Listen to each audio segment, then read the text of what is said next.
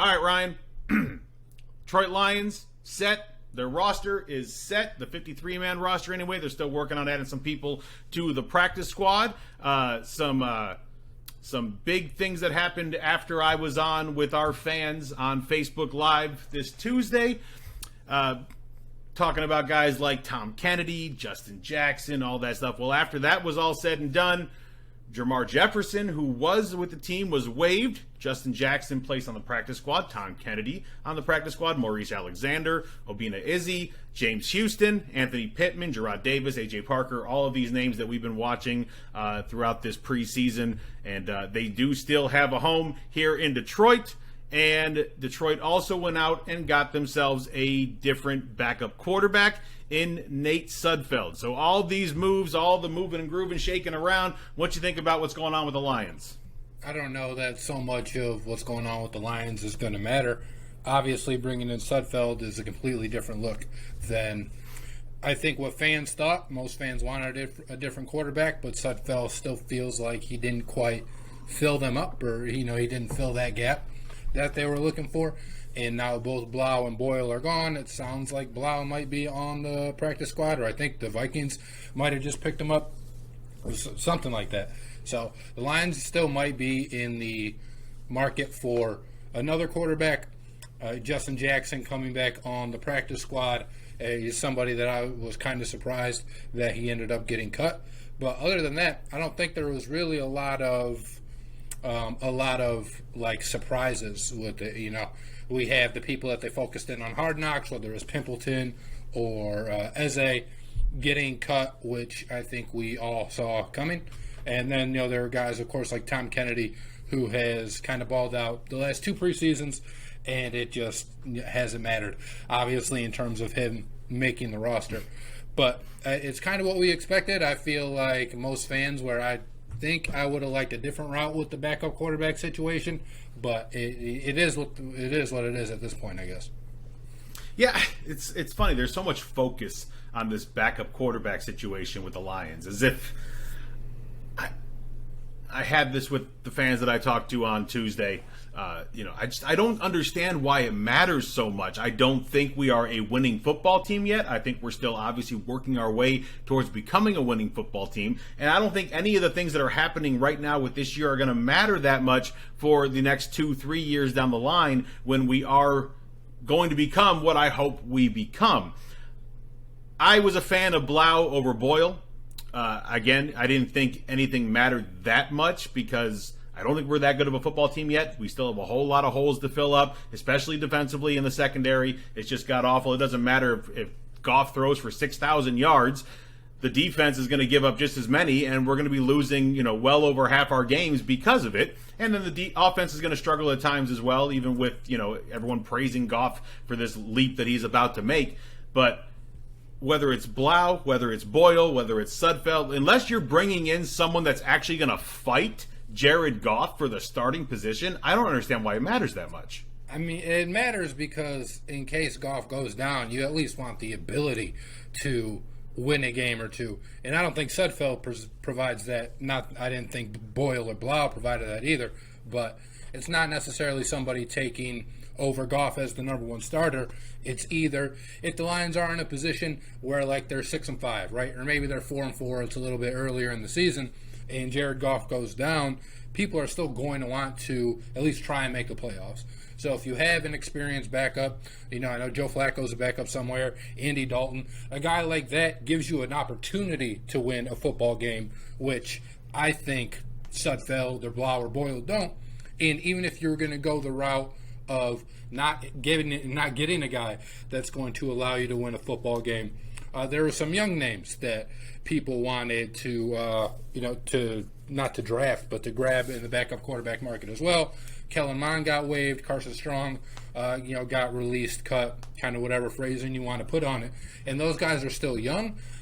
I don't know how much potential you have if you're out here getting cut from an NFL team, but it's something, right? You can see if you can find something from a guy who's young and at least has more years left in him, where Sudfeld kind of doesn't check either of those boxes. He's 28 years old, so he's not as young as a guy like Mond or Carson Strong or even Ian Book, who was cut, and he's not like good enough to be kind of that experienced veteran backup, like we mentioned with guys like Flacco or Dalton, or Trubisky. But I mean, yes, Trubisky's still young, so it's kind of a bad example.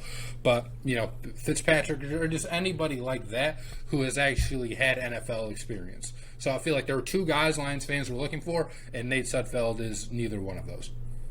Well, that's definitely true. Let's talk Tom Kennedy for a second. This was a big hometown fan for all the fans out there, in Detroit throughout this preseason. 100-plus yards in the first game, 2 touchdowns in the second game, and, all these fans coming out of the woodwork, he's going to be making the starting squad and all that stuff. Well, obviously, that didn't happen. He's on the practice squad. Is there something there where you could see potentially him coming up in the year if we have a rash of injuries or illness or whatever, where we just need some wide receivers? Could you see Tom Kennedy coming up for a game or two for the Detroit Lions' actual starting unit this year? I don't know about a starting unit. You'd have to get pretty banged up to go from practice squad to starter. But I mean, he could certainly get called up a week, even if he just keeps performing on the practice squad, because guys are going to get hurt, and you're always going to need some bodies. So I wouldn't be surprised if Tom Kennedy is up here and dressed for a couple games, but you'd have to have some pretty significant loss to elevate him all the way up to a starting spot.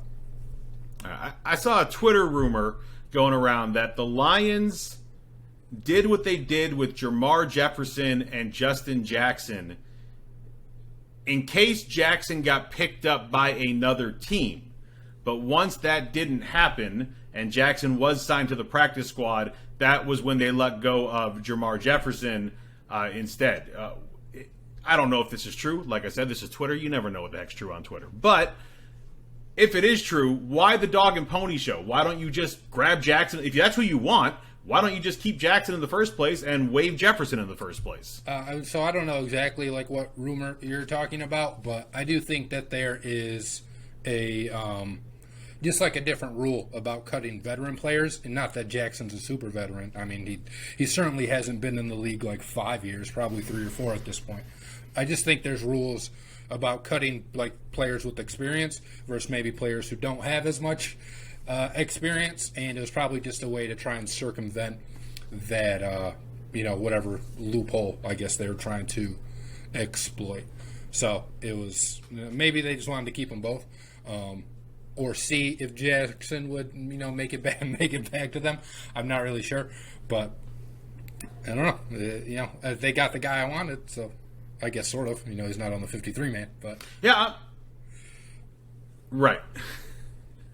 I am surprised though. I'm surprised that he wasn't picked up. I'm surprised that there wasn't a team out there that would grab Jackson. I just am I missing something? He looks like he has all the tools to be an NFL running back. We saw it in with the Chargers, and I saw it in the preseason. I don't understand what he's missing that wouldn't have him locked up with an NFL team and being their number 2. I just think running backs are a dime a dozen in the NFL. And I think Jackson's a decent enough player. We saw it. We went over his stats 2 shows ago, I think, on just kind of his career stats, and they seem pretty good.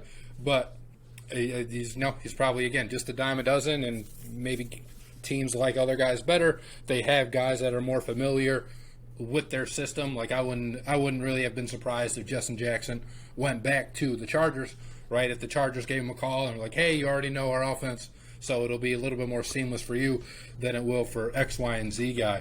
But I think that's probably it, because I don't know that he's so much of just a jerk or an a-hole that these teams don't want him.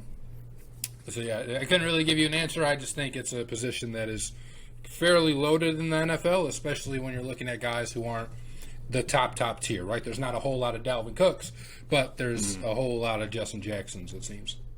Hey, Ryan Griffin here. Thank you so much for watching today's episode of Griffin and Bass. Be sure to give us your thoughts in the comments below. Remember to click the bell to receive the latest notifications from DSN, and subscribe for breaking news, community blogs, polls, contests, and other content.